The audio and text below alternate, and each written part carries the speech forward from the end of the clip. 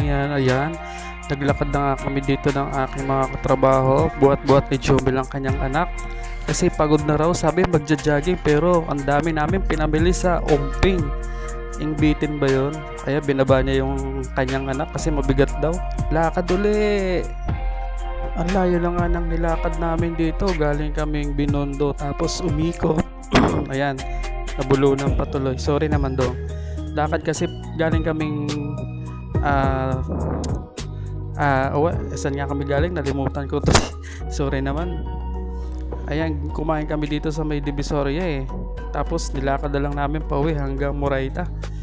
Para yung kinain namin matunaw ba yan. Tatawid na kami kahit nag-go. Wala pa raw namang sasakyan.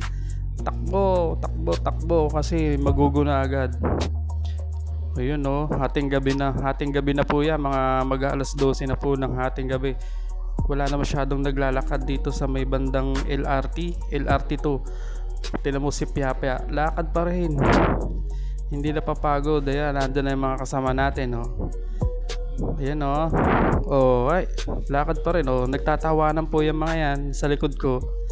Habang nagbibideo ako, hawak-hawak ni Sir Omar yung dalawang Junakis ni Jomel. Hindi na papagod yung dalawang bata, no. Kanina po